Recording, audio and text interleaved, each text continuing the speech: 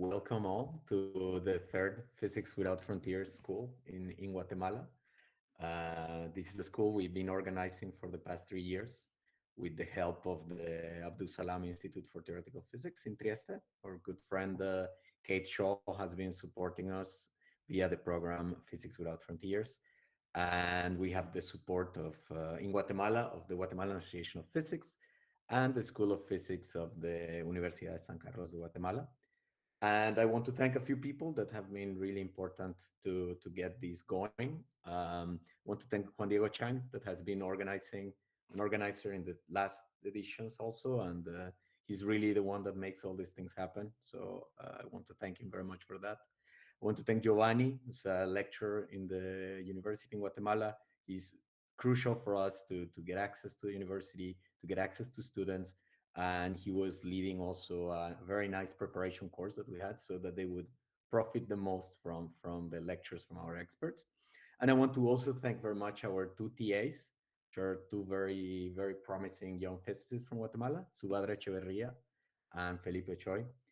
And mostly I want to thank Marco Cerezo, who is our dear Guatemalan that is now in Los Alamos National Lab, making us all very proud. And he is going to be giving a series of lectures that we're accompanying with a series of technical talks by some of the rising stars in the field. And today we start with one of them, and we are extremely happy to have Amira Abbas with us. Amira is a PhD. It's a predoctoral student, a PhD student in University of KZN in South Africa, and she's a researcher for IBM Quantum and a Google PhD fellow. And she's working in very interesting questions in the intersection between classical machine learning and quantum computing. And today she's going to give us a talk about the effective dimension of quantum models. Please, if you have any questions for Amira, write them in the chat on the YouTube channel, and then we'll make sure that we pass the questions to her at the end of the talk. So, Amira, thank you very much. Awesome. Thank you so much for such a nice introduction. And yes, thanks everybody for inviting me here and for attending and watching. And let me share now my screen. Okay, I'm just going to share the entire thing and then switch over to slides. So if you don't see the full screen of my slides, please let me know so I can stop sharing and fix it, but you should be seeing it now. So yes, I will be speaking today about the effective dimension of quantum models. So I explained to you what this term means. And if you want to follow along from home, I put a link to the archive number of the paper that I will largely be making reference to. So it's called The Power of Quantum Neural Networks. But before we even go into that and this whole idea of what is the effective dimension, what are quantum models, and how can we study these things, I'm aware that this is, I think, the first lecture of the series, right? So Marco, of course, will give a very nice introduction to quantum machine learning and the components and how we think of these things. But I want to first give you a little bit of background also from the classical side of things, because this is, I think, important for what I want to say. And then we'll delve a little bit into the quantum machine learning side of everything. So yes, as was mentioned, please ask as many questions as you like, and then we can discuss them towards the end. And hopefully there will be enough time. Okay, perfect. So just a quick reminder, right? I always love the slide because why are we interested in combining quantum computing with machine learning, which already works pretty well and is very advanced and very developed?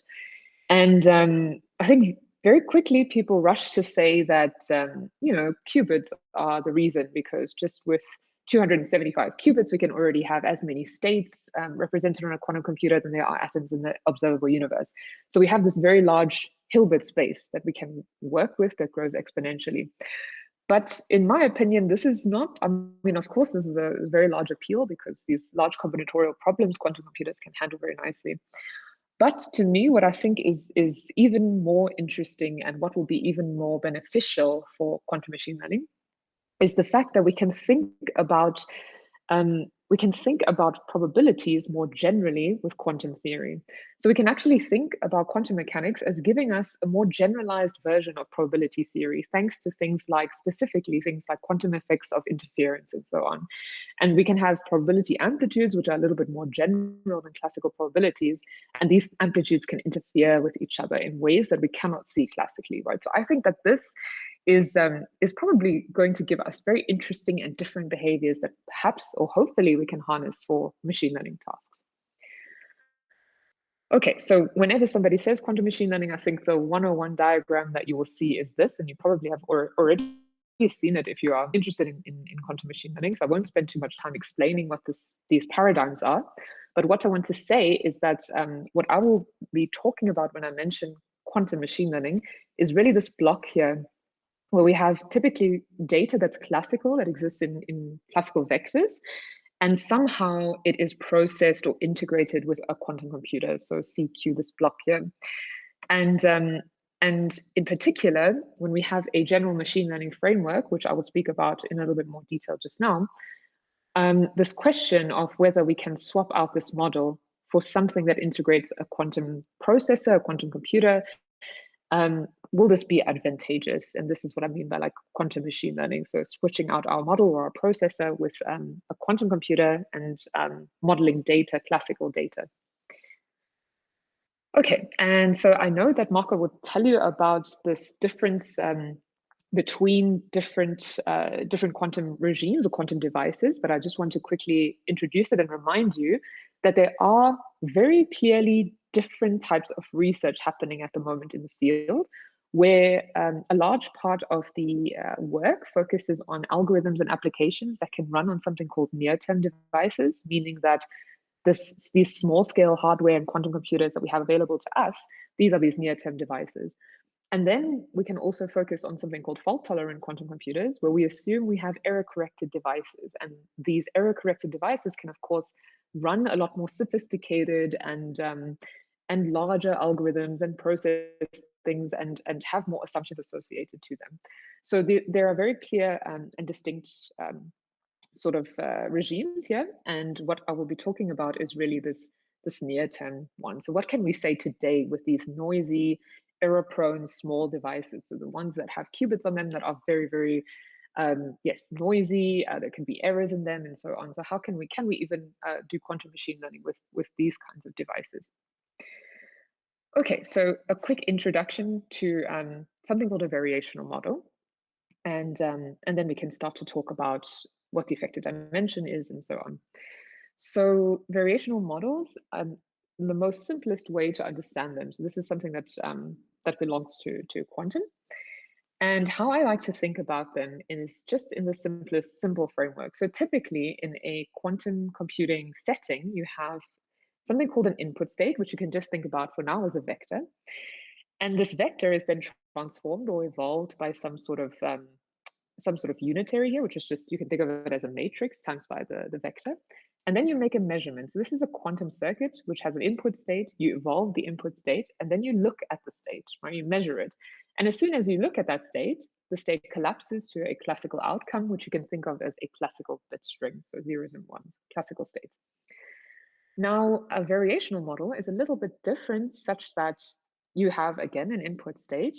But what's different here is that this evolution that you apply is typically parameterized by some I call it theta, but it's like some parameter that you can tweak and you can train or tune or tweak yourself, right? So this is the difference, is that we have some parameterized operations happening here. And then what is typically done is, because we're applying these parameterized operations, we don't just measure once. We don't just measure the system once. We do repeated measurements to try and get an expectation value here. So instead of just observing the classical collapse state once, we try to get a probability distribution over these possible classical collapse states, right? So this is also something I think that's important to remember, is that these variational models, they depend on parameters, and then we also get probability distributions over possible outcomes out of them. And these variational models go by lots of different names in the literature, but I think often people use it interchangeably, perhaps incorrectly. But when you see these words, parameterized quantum circuit, ansatz, variational circuit, very often they refer to the same picture. Okay, so now a quick reminder of machine learning, right? Machine learning framework. And I think this is important because machine learning, I think, is very largely often structured in a similar way, where the most important key ingredient is that everything begins from data, right, with data. So typically we always have a problem or a task that we want to solve where we've got some data. We pass this data to a model, and this model, which I call F, takes in our data and then depends on some parameters, right? So this could be, think of like a classical neural network where the weights are the parameters. In the case of support vector machines, you can also have like, these alphas that you learn and so on and so forth. So the next step after you process or pass that data to your model, then you need to get an output or a prediction, of course, right? So if you pass it to a function, that function maps to an output or a label that is relevant for your task. So this is an example of a supervised machine learning framework where you get these mappings and then, okay, I don't have the cost. Oh yes, I do have the cost. Okay, so a little bit more specifically is then you have training data typically. So for those of you who aren't familiar with machine learning, you have a data set available to you and you split it. You take your training data, the data that you train and optimize your model over, you pass that through, you get these outputs, and then in a supervised machine learning setting, you pass this to a cost function, which just checks your model output to the true label that the data point is associated to, the data points that are associated to. Okay, so very, very easy to follow, right? I mean, it's just 3 ingredients here. We've got data, we've got a model, and we've got a cost function. Now, the cost function scores our model, tells us how good it is. And so then we can use the cost function to go back and change our parameters in our model such that we reduce the cost, right? We keep getting better and better. Our model keeps getting better and better by tweaking these parameters.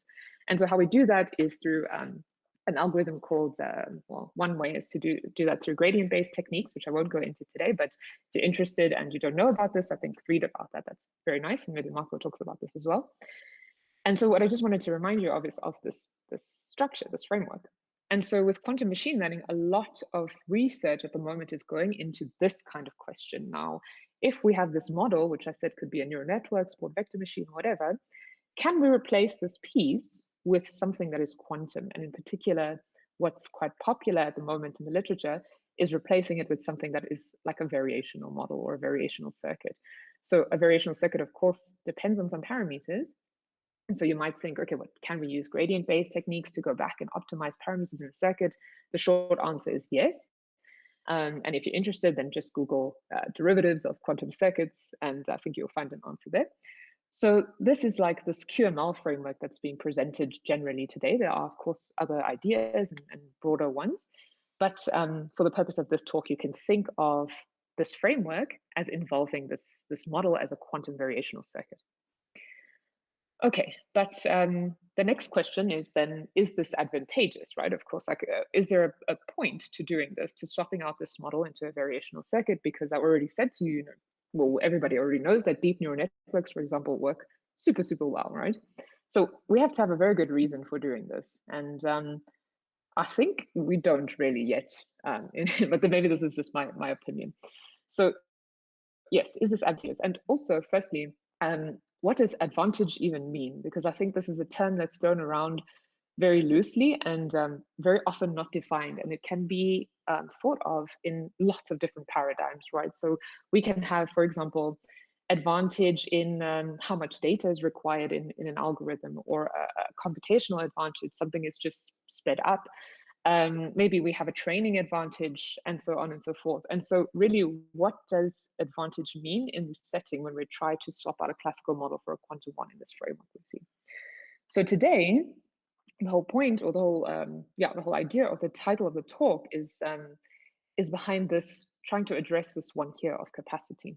So I will try to tell you a little bit about capacity, and then we can start to think about whether quantum models will even be advantageous from a perspective of capacity, which also, by the way, links to generalization, which we'll talk about just now. Okay, but what is capacity, right? So in classical machine learning, this is also a word that's used interchangeably with lots of other words. So, for example, statistical complexity, so the complexity of your model, the expressivity, the power. All of these words are used interchangeably with capacity, but really it just kind of, I think in my head, boils down to this one question where you're trying to say, how many functions can my model approximate? You give me a model, can I tell you how rich that model is in terms of the functions that it can approximate or express? Okay, and so then you might naively think the higher the capacity, the more functions my model can approximate, and therefore that's good, right? I mean, why not? Why wouldn't you want a model with lots and lots of power? But it turns out that a higher capacity is not necessarily always better. And this is something that's important that you need to keep in the back of your mind. And to understand that, let's just go through a very simple example. Let's say you've got this two-dimensional data set here. And this two-dimensional data set tells us, okay, for like this point here with this x value, then this is the associated y value, right? So that's yeah, very easy to understand. And now let's say we've got a model, a very simple one, a model with very, very low capacity. It can't express many, it doesn't have a richness in terms of its expressibility. So let's say a linear model, for example. Now we've got this linear model, and this is our training data that I've plotted here. Let's say now we take in we have a new data point that we want to classify or understand with our linear model. And let's say this new data point is this blue dot here. Now, of course, this model with this low capacity, this very simple model, is going to not be very good, right? It's not going to have a great accuracy, because as you can see, this new data point here, the predicted value is going to be way up here, whereas the actual y value is something down here. So this model is something that we can imagine has a low capacity, and this problem where the model has too low capacity is something called a high bias, meaning that your model doesn't have hasn't looked at the training data enough to be sophisticated enough to capture a true relationship. So it's too simple, so its bias is too high. And then on the flip side of that, let's say we have a model that gives us this kind of modeling structure, right? So this is like something that's very like wiggly and intricate and really tries to fit all the training data points. And then let's say we get a new data point that we want to now understand with the model. Well, we can see this one here is the opposite. It has a lot more capacity. It has a lot more like sort of expressibility, such that it's like fitted the training data almost too well. And so when we get this new data point in, then we can see again, we make a very high error, because the model tells us that the associated y value is somewhere here, whereas in reality it's somewhere down here. And so the whole point of this, or actually before I say that, this model with too high capacity is a problem that we call now with a high variance. This model has too high variance on the new, let's say on new training samples that it has to classify. It will have a very high variance on those because the model has fitted the training data almost perfectly. And so it's not capturing a general relationship. It's capturing just like this intricate training data, which could include some noise. So we call this problem of having too high capacity a model with high variance. And so there is this trade-off between bias and variance, right? You want a model that's not too simple, but not too complicated that it overfits your data, your training data. So you want something that's like general enough to capture the relationship that you have with your training data, as well as correctly classify new information that comes in. So something a little bit more general. And so picking the right model is not a very easy task, and it relates to this quantity called generalization, which I mentioned earlier. So for those of you who haven't heard of generalization in machine learning, very, very intuitively or simply, it is just understanding that question of how well will your model perform if you give it new data. So if you train a model on training data, how will it then go on to classify new data points? So I'll put some pictures of roses and daisies. Let's say you've got a classifier that trains on this, then your generalization error, your generalization performance will really be how well will it then go on to perform on new information that it's never seen before. Okay, so coming back to capacity now. Remember I said having too low capacity could be bad, having too high capacity could also be bad. So there is this inherent trade-off between variance, where if you start to increase your capacity of your model too much, you're overfitting. And conversely, if you have a model that's too simple, this bias is very high here, you're underfitting. And so generalization error is exactly this trade-off between your bias and variance in your model. And you'd ideally want to minimize your generalization error because you are minimizing then the mistakes that your model would make on new information or classifying new data. So ultimately, you want the best generalization error you can have, which is the lowest, right? Which is something here in this little cartoon. And this cartoon thing here corresponds to the point where you're at the optimal capacity for your model. You're choosing the optimal expressibility such that you don't have something that overfits and you don't have something that underfits. Okay, so that's capacity. And so now we understand that higher is not always better.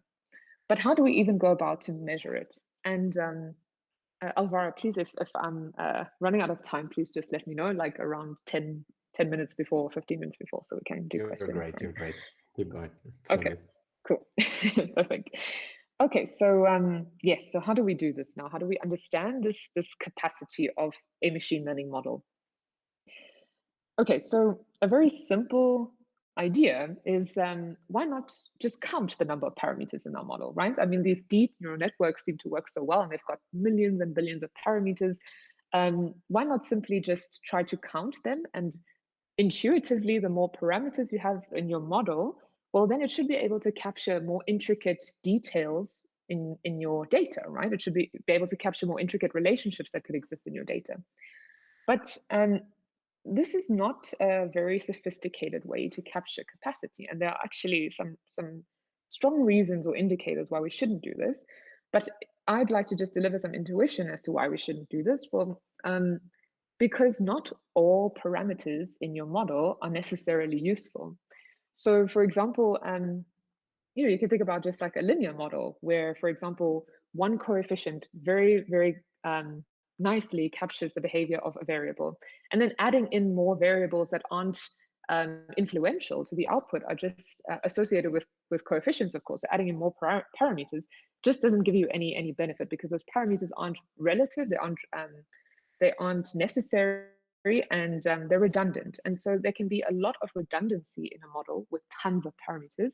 And perhaps these parameters don't make it more expressive. So this is probably probably the main reason why just simply counting parameters blindly is not a good idea to think about capacity. Okay, so then what? What else can we look at, or what else has classical machine learning people thought about? And I think probably the most prolific way to measure complexity or capacity of a model is given by the VC dimension. And the VC dimension is really quite awesome. I encourage you to read the original papers of Vapnik. He's very influential in classical machine learning theory. And the VC dimension, for those of you interested in the details, it works on a set shattering principle where, for example, I have a hypothesis class, which you could think of as like a model family. And then I want to know how can my hypothesis shatter all different configurations of your data as a set. And so if you didn't follow that, it's not important because I'm going to deliver again a picture about why the VC dimension is not the answer to thinking about capacity of models. And just for interest's sake, from a theoretical point of view, it's nice, but it also has some downsides because this measure of capacity itself can be infinite. And then how do you compare two models who have infinite VC dimension? This is a bit difficult. And generalization bounds, which we'll talk about later, are typically quite loose. Okay, so the VC dimension, I like to, in my head, the reason to understand why it's not so great is to think about what is it trying to do. And so what it's trying to do is simply trying to understand the size of your full model space. Now, what does that mean? Well, your model space, you can just imagine as you define the model family, let's say a neural network of a particular architecture, and then a point in model space gives you a particular neural network with a particular parameterization. So you can think of like every point in this model space as like, I don't know, some high dimensional manifold, for example. And so the VC dimension tries to quantify, at least in my head, it tries to quantify this full model space, right? It tries to tell you how powerful, how expressive, how large is this full model space. And while that could be very interesting and meaningful, In reality, in classical machine learning, we are actually restricted by so many design choices. So you think about what you're doing in practice. Well, you're adding an optimizer, right? You're training, let's say you initialize somewhere here in your model space, and then you're applying an optimization algorithm. So then you're training, and then you're moving through this model space using stochastic gradient descent. Your data and its distribution also kind of influence what's going on here, and also the fact that we have finite data, we never have infinite data. So in reality, what's relevant for us is actually a restricted model space that depends on these constraints that we apply in reality. So the VC dimension tries to understand this full space, but in reality, we are often restricted by things like stochastic gradient descent, the data, and so on. And so when we try to understand the capacity of a model, perhaps it makes more sense to just understand the capacity of the restricted model space, because in reality, that is all we have access to, and that is what we use. And so while we could be comparing, let's say, I don't know, two models with where one has a very, very large VC dimension, maybe the other one is more relevant for us because it satisfies better constraints in reality. So this is something to keep in mind. Okay, and then if you're interested in this, there is a ton of capacity measures that were proposed after the effective dimension, after the VC dimension. These are like margin-based measures, there's pack-based approaches, probabilistic approaches, sharpness-based measures, norm-based measures. I put just a few references here, but there are tons. So yes, definitely check those out. And I'll make these slides available to the organizers so you can have these references. Okay, so what I want to leave you with about capacity is that in general, this is still open question, right? So even in classical machine learning, there is no hard and fast answer for how we should look at the capacity of a model. This is still ongoing research, and there are pros and cons to suggested measures. Okay, but then that leads me to the motivation of today of what I want to tell you is these capacity measures that people are looking for need to obey certain properties. So I showed you, let's see this picture here, right? So ultimately we want a capacity measure that tells us how big is this restricted space. And also it should have some nice properties, like, for example, it should be scale invariant. So what does that mean? So if I have a neural network with parameters, and then I multiply all those parameters by like a scalar value, well, this shouldn't influence the capacity of that model, right? Because the model is itself, and now if I'm multiplying all the parameters by a scalar value, a constant, this shouldn't matter. But some capacities, it does matter. There is this like scale sensitivity to parameters which influence the capacity measure. So this is something that you need to watch out for. You need to, of course, have a capacity measure that includes the data, right? So it understands that data presumably comes from some distribution. How can it incorporate that? The measure itself needs to be calculable, of course, because then how can we understand it? How can we test it and use it if it's not? And then lastly, does this measure give us any insight to generalization error, which I explained before, which is the model's performance on new data? This is ultimately what we always want to understand, right? You give me a model, I want to be able to tell you how it will perform on unseen data, on new information, on new data. So if the capacity measure that's proposed correlates with this generalization error, that would be first prize. That would be really something interesting and good. Okay, so now that was a very roundabout motivation and long story to present to you the effective dimension, which is the title of this talk. And the effective dimension I will refer to as a capacity measure that we believe is something that ticks these boxes, meaning that it includes the idea of data, it includes it doesn't have the scale sensitivity problem, and it also includes the optimizer and so on. And the effective dimension is a capacity measure of a model, a statistical model. But the intuition is even more lovely. And you can think about this analogy of clouds in the sky, which is the typical one that I like to use, where we know that clouds, for example, are embedded in a three-dimensional space. But the space that they actually occupy in this three-dimensional space is 1.37, right? So it's actually their fractal dimension. You can think of it as is not the full three-dimensional space, of course. So they occupy a subset of that space. So the effective dimension tries to understand, in terms of a machine learning model, how many of which is typically, you know, in a very high dimensional space with lots and lots of parameters. Now, how many of those parameters are actually active? So what is the true size that my model actually occupies in this very high dimensional space? So this is the idea or the intuition behind the effective dimension. And now to just explain it a little bit more formally, and then we can discuss what quantum machine learning models do and look like in terms of this capacity measure. So remember, machine learning 101 basics is that you have some model, and I call this model F. This model comes from some family, right? Let's say a neural network or something like this. And this model takes in some data and depends on some parameters. Now, as a machine learning engineer, you've got two design choices here, right? You can change the, you can choose how your parameters are sampled, and then you can change, of course, your model and the family of models.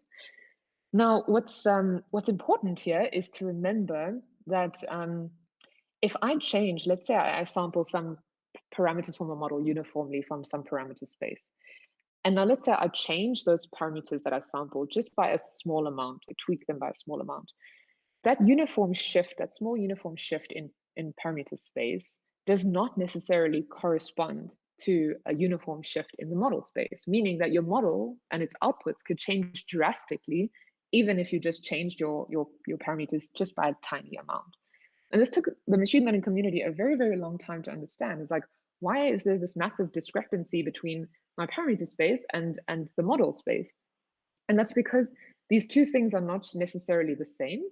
And how then do we be able to understand the model space, which is the thing that we're interested in, right? We want to understand how does our model behave in model space? How will it perform as I move my parameters in this parameter space? So, like, you know, I do clever things to change and update them. How will this affect my model? And this diagram is probably not the best, but you can think again, you know, of every point here in model space as like a distribution or a model that gives you a probability distribution of outcomes, for example. Okay, so how then do I understand the two spaces, right? Mathematically, this has an answer, and this answer is the Fisher information, which presents itself in lots and lots of different fields. But in machine learning, it's actually a super, super useful quantity because it does exactly what we want. It allows us to understand distances and notions of distance in model space for translations in the parameter space, right? So it tells us if I wiggle my parameters just a little bit, how will my model change? And this change will directly be influenced or will be directly given to us, thankfully, by the Fisher information. So the Fisher information is a matrix, right? So you can think of it as a matrix that is a D by D matrix, where D is the number of parameters in your model. So it tells you can actually think of it as like a giant covariance matrix. It tells you how sensitive your model is to different dimensions or to different parameters in this matrix. Okay, so another interesting fact, but not too important, but another interesting fact, the square root of the determinant of this Fisher matrix gives us like this notion of volume and size. Okay, and then for those who are interested, just for completeness, the actual definition is given here, which is like it's these partial derivatives of the log of p, where p is your model, but a probabilistic version of it. And then it's like this outer product basically between this partial derivative vector of the log of your models with respect to parameters and times by each other. And then this is very often in practice estimated by something called the empirical Fisher matrix. Okay, so back to the effective dimension.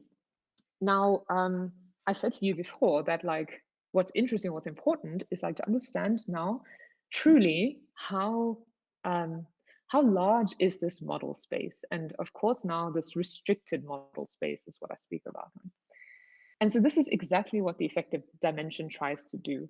It tries to understand how large is my model in model space by this very intimidating and untidy formula. So I apologize for how it looks here. But all this is saying, I think is rather straightforward, is it's saying, okay, I've got D as the effective dimension of some model M, which depends on some parameter space, capital theta. And this effective dimension depends on some hyperparameters, gamma and N. And n actually is, this is quite a nice feature of the effective dimension, is that it's the number of data samples that we have available to us in practice. So this already imposes a practical constraint, right? It allows us to handle or to understand capacity for a finite number of data. So that's cool, that's good. And now let's look at this formula here. What does this say? So this says that we have, if you look inside here, you see we've got a square root of the determinant and the Fisher. And so remember I said like the square root of the determinant of the Fisher gives us a notion of volume of size. And then this is average, it's integrated over the parameter space. And so we have like sort of this average volume of the model space, right? So this is an average here of this volume. And I highlighted F because there you see the Fisher information, and N because you see the number of data samples in. Okay, and the number of data samples intuitively actually also has an interpretation here in this effective dimension picture. In fact, you can think of it as a scale parameter or resolution parameter. And as we have more and more data available to us, it acts as like a magnifying glass over this model space, meaning that the more data we have, the more we can zoom into the model space and truly understand how does it look, how large is it. So that's also a nice feature about the effective dimension, is that it has this idea of resolution, where the resolution of your model space becomes clearer and clearer as you have more and more data available to you. So if you're interested in this idea, there's a 2-pager on the archive that's a very nice explainer about the motivation where this effective dimension came from, and I reference it here. Okay, so intuitively, remember I said that n gives us this resolution. So as we increase n, we can zoom into the model space. But actually, there's even a more easier way to understand the effective dimension. And if we look at the formula again, it's really just a function that depends heavily on this Fisher information that tells us, remember, this notion of distance in model space. And so the Fisher information, if you recall, I said is actually a matrix, right? It's a D by D matrix, where D is the number of parameters in your model. And so what we can do is we can like plot the eigenvalues of this matrix as and here you plot it as a histogram. So this is like just counting how many eigenvalues, for example, are in between 0 and 0.1. And so let's just say we have this distribution of eigenvalues for the Fisher information as this example for whatever model we fix. We say we've got a neural network. Let's say it has, I don't know, 100 parameters, and then we plot the distribution of the eigenvalues for the 100 by 100 matrix. And then we can say, okay, we've got some data samples available to us, and these data samples actually impose a threshold. So they impose a limit for which anything greater than this threshold then counts towards the effective dimension. So these eigenvalues that are larger than this threshold, and this threshold is determined by how much data we have available to us, only these eigenvalues count towards the definition of the effective dimension. And as we increase n, we can increase the resolution. We look in more and we see, okay, actually, like the threshold goes down and we have more contributing eigenvalues to the effective dimension. The effective dimension will increase. And these non-zero eigenvalues in a Fisher information matrix, for those who are interested, actually is very beneficial because it tells us, okay, how can we navigate through our model landscape to find like the parameter set that is the best for the model. Okay, so that is the motivation of the effective dimension. Now finally, we can go to the capacity of quantum models. And so let me just do a very short recap, right? We started off with this idea or this notion of quantum machine learning being something that follows a very similar structure or framework to classical machine learning, where we've got data, we pass it to a model, and then we optimize this model using a cost function and optimizers. And so swapping out this model for something like a variational circuit, does it make a difference? And in particular, does it make a difference in the how do I say, in the idea of capacity, in the notion of capacity? So how do we even go about then understanding the capacity of quantum models? Can we borrow what we've learned about the effective dimension? The short answer is yes, but there are lots of other people and work around this idea of studying the capacity of quantum models. And so I just put some screenshots of some papers. I think maybe, yeah, even some newer work that came out, which is not here, even includes the work of Marco, and just understanding like how can we think about capacity in this quantum framework now. Okay, so finally, again, I just put some pictures of my collaborators here. I'd like to give them a shout out because here is finally the results.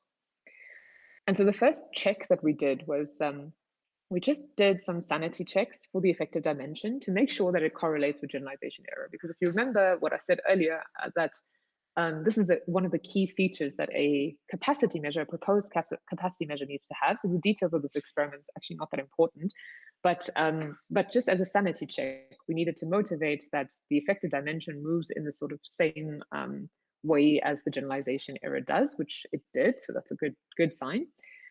And then we go on to use this effective dimension to ultimately go and do a comparison. Like, how can we compare quantum neural networks or quantum or parameterized quantum circuits? You can just think of them as that. How can we compare that to the classical neural networks that we all know and love so much? Is this even fair to do? So we had to make some restricting assumptions here. And those assumptions were, for example, the input sizes were equal. So we had features equal in both settings. And then, of course, output sizes were equal as well. So we just looked at binary classification. And in our quantum model, we have sort of three operations that we do.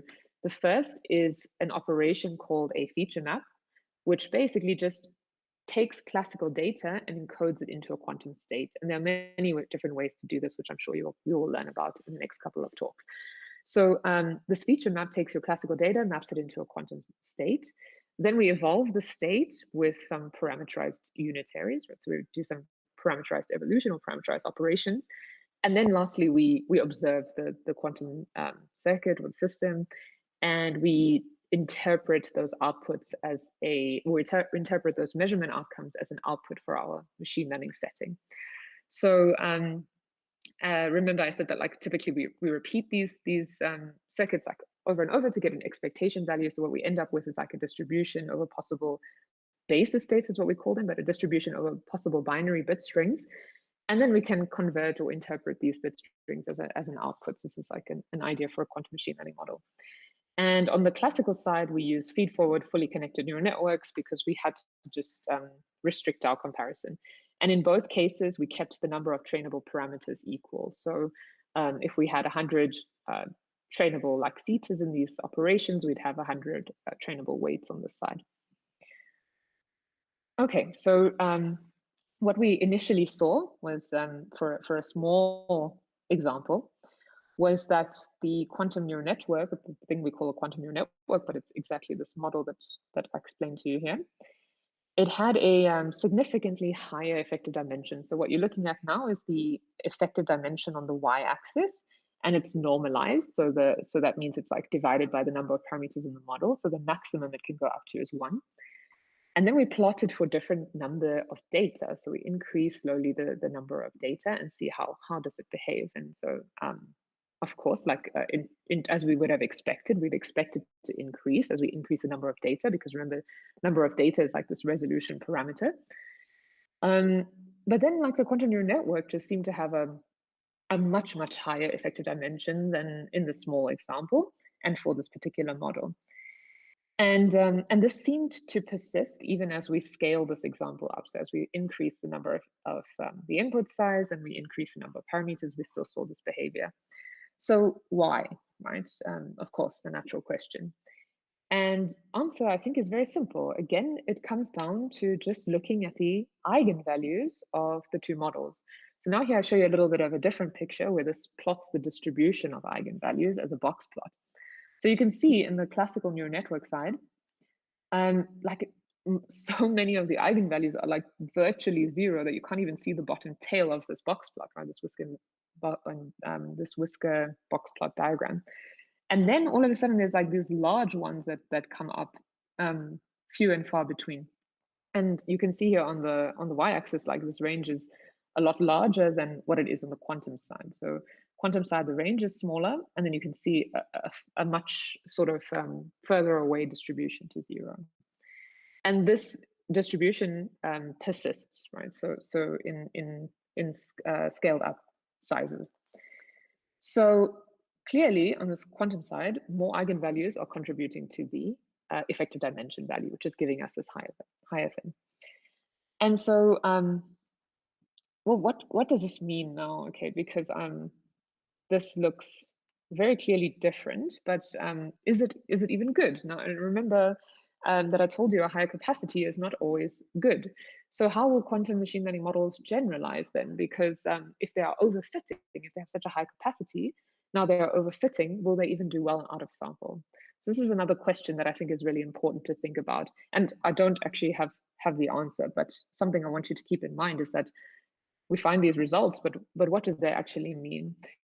And some other papers I want to just quickly make mention of is this one here. So this is called Expressibility and Entangling Capability of Parameterized Quantum Circuits. It's quite a long title. But in this paper, they go in to investigate what they call the expressiveness of a quantum circuit or an ansatz. And if we just look at these little spheres here, this is, I think, all we need to see, is they start off with how can we sample? So if we have one qubit, we can plot it, and we can plot it as this thing called a block sphere. And if we have a qubit and we pass some operations to that, we do some operations to that qubit. So let's say now we just do identity. Well, what can we sample from the block sphere, from this qubit? But you know, and obviously not much here. And then as we start to make the operations that we do to this qubit more general, we can start to see we can start sampling more and more from the qubit, from the full Hilbert space that it has.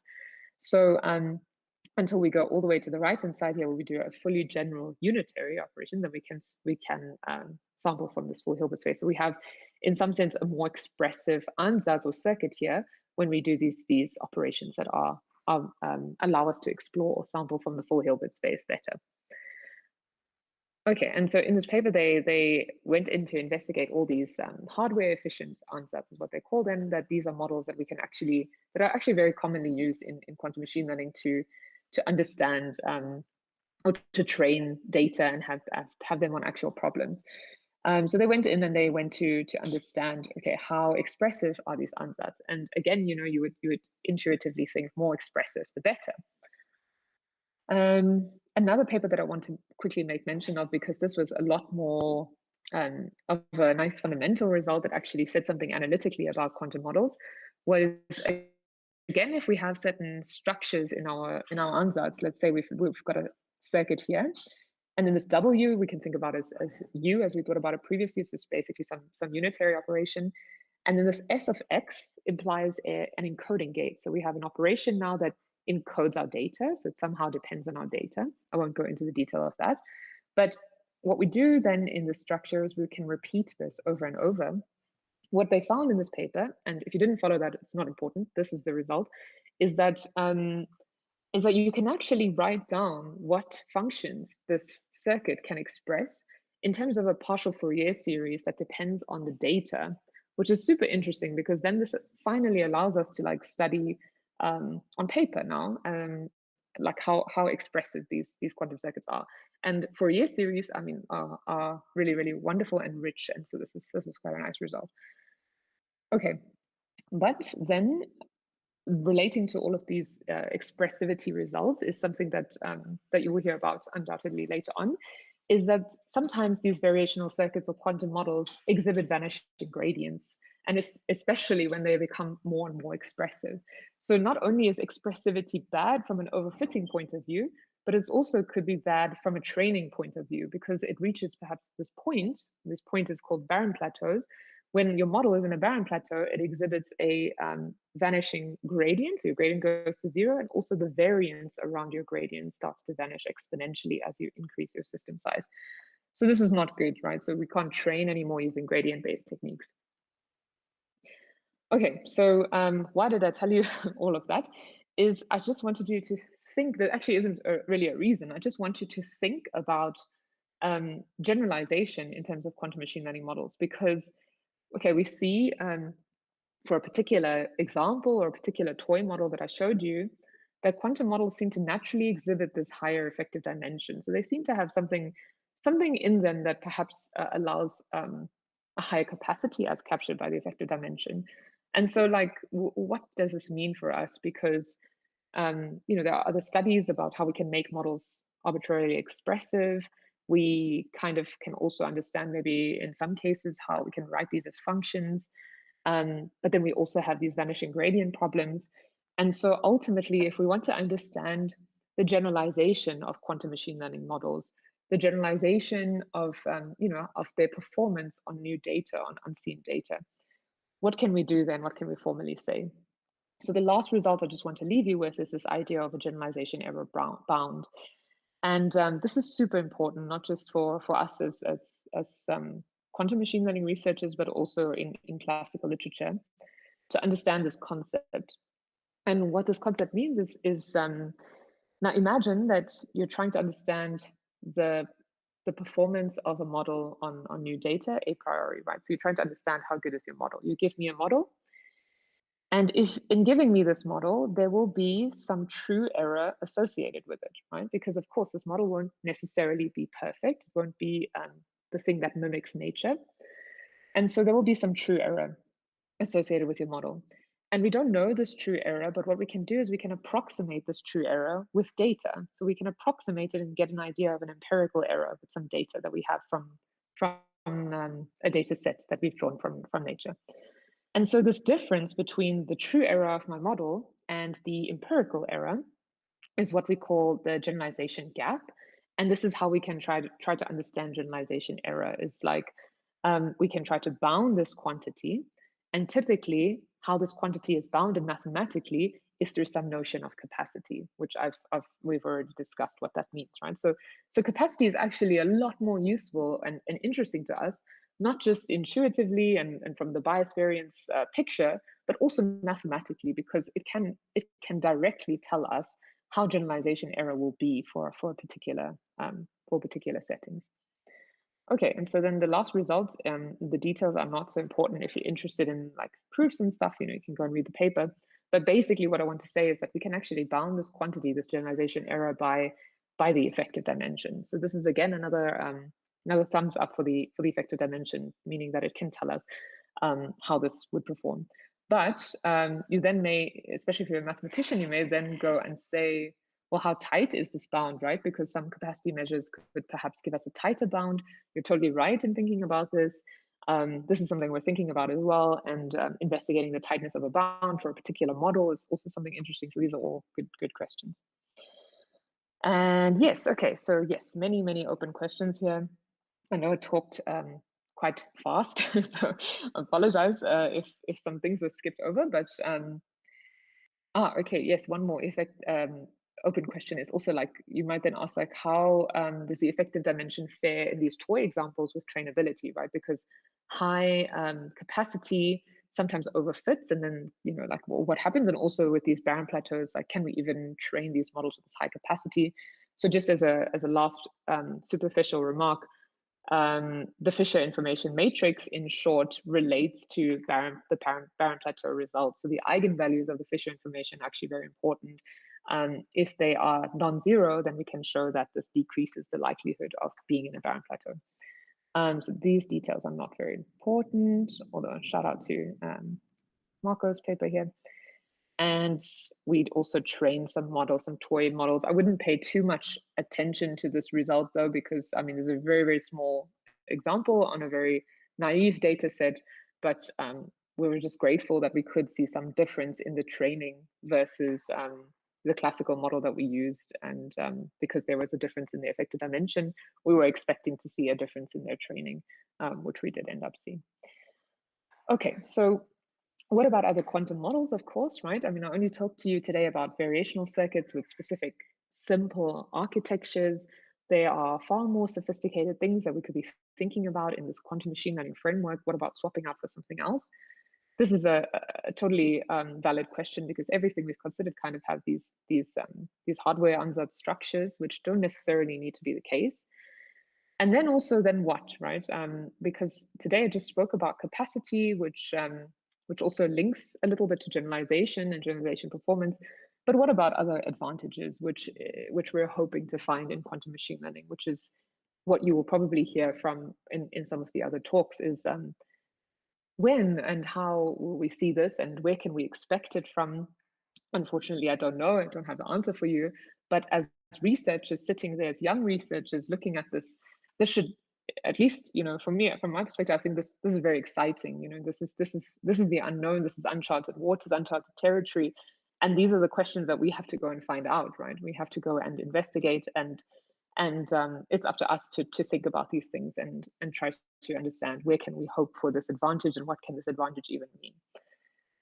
Okay, and with that, I'd like to stop talking and give you here my email. If you would like to contact me, please go ahead. I'm always happy to chat. And then we can take questions. So let me stop sharing. Hello. Okay, thanks a lot. It was a super nice talk. You're a great speaker. We really enjoyed it very much. Many things to learn.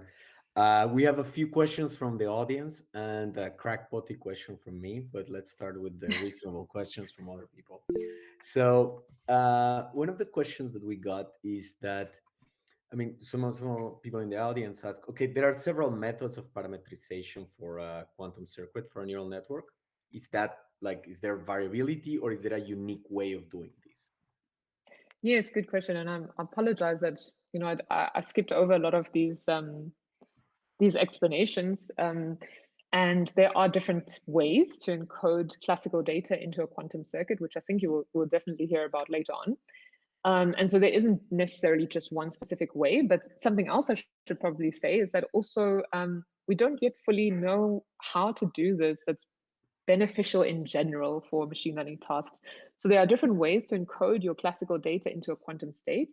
And this then gives you states with different properties, right? So understanding how to do this, how to do this quantum feature map is how it's called, is also an open question. There have been a lot of propositions, proposals of how to do this such that the mapping is classically hard, it's classically intractable. But then there's still the question of, is this even beneficial, right, in machine learning? And this, I think, is still open. So if you are interested, I would check out, there's a very nice website called pennylane.ai. And PennyLane is a quantum machine learning library developed by Xanadu, and they have some very, very nice tutorials on understanding data embeddings and how to encode classical data. Yeah. So a mini advertisement, we have a talk about Penny Lane during the school as well. So yes, it's very perfect. happy about Yeah. that. So then there is another question that it's, okay, when you're comparing the quantum neural network with the classical one, of course, you have to start somewhere. And you're taking a feed-forward, fully connected network. How can you account for this being a fair comparison? Yeah, I mean, that's true. I mean, we definitely, the argument might be this is not fair, but this might be actually in favor of, it's not fair for quantum models, right? Because in neural networks, you have all these nonlinearities that are injected into them. And this gives them a lot of power, right? This makes them universal function approximators.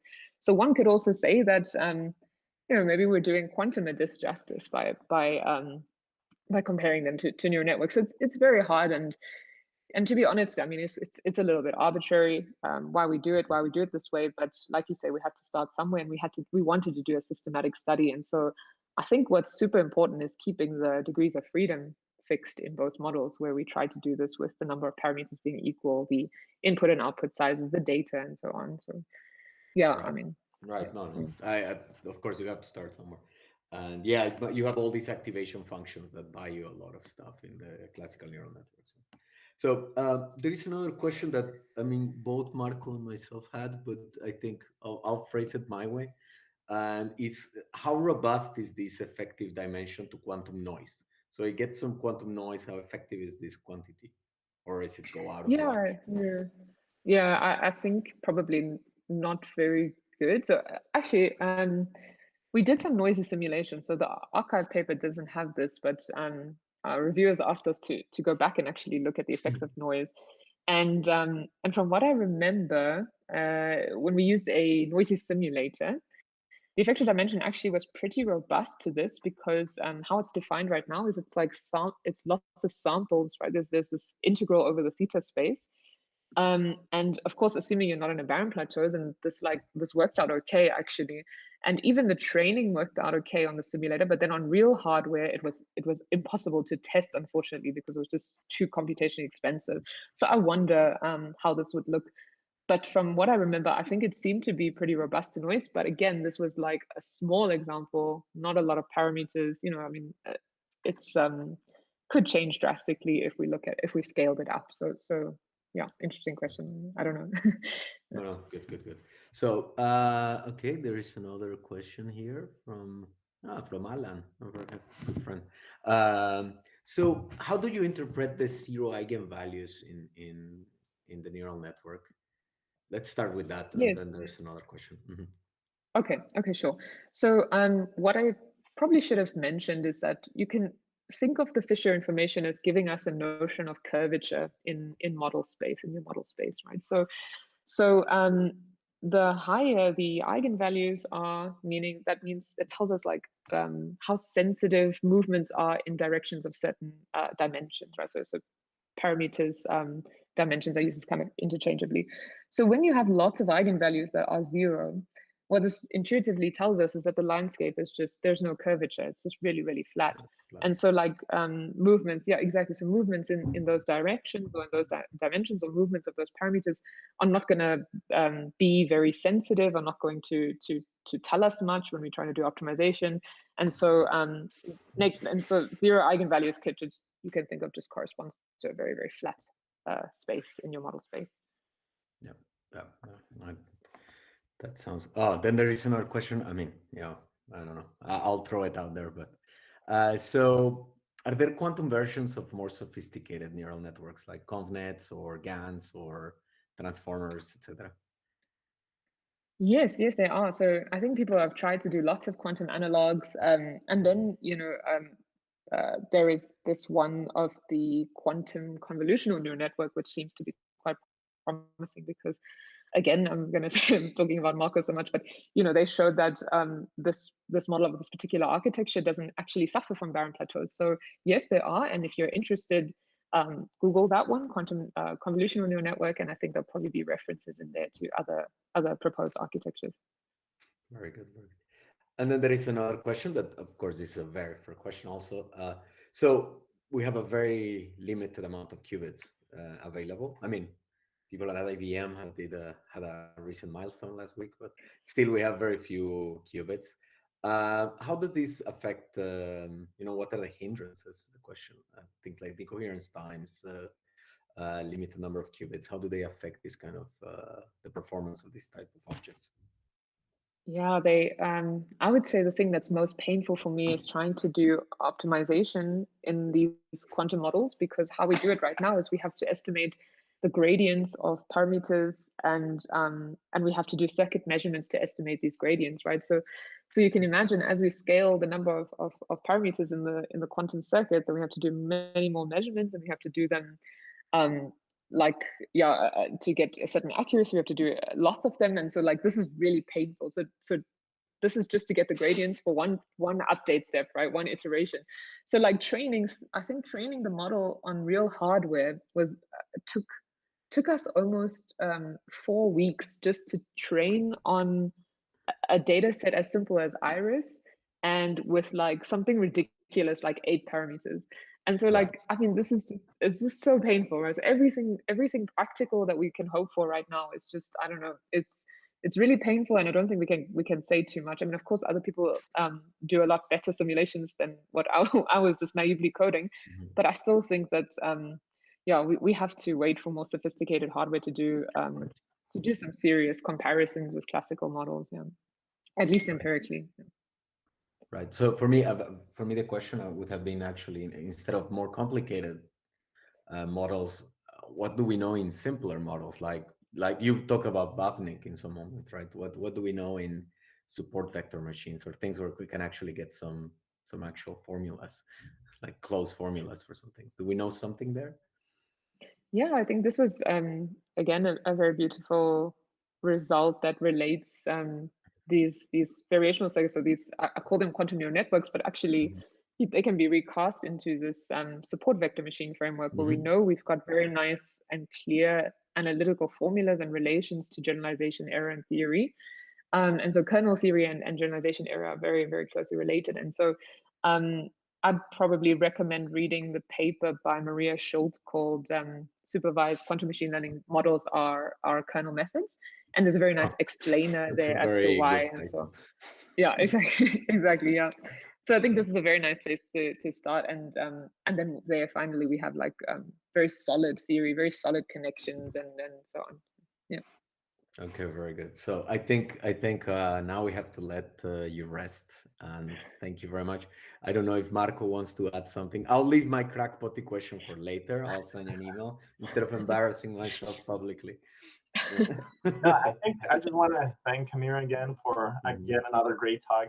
I always enjoy very much your presentation, so it was a pleasure having you. And thanks again for accepting our invitation. Okay. Yeah, Awesome. Thank you. Thank you so much. And let's keep in touch. Thank you very much for doing this. Very important for our local physics community. So really, it's been an honor to have you. And now they have to start preparing for their tough lessons with Marco. Enjoy. Yeah, it was a pleasure, Amir. So just one quick announcement for people that are watching YouTube and that are going to be attending the lectures. We're going to be starting at 9:30. That's 25 minutes. So grab yourself some coffee, some cup of water, and I'll see you everyone in a couple of minutes.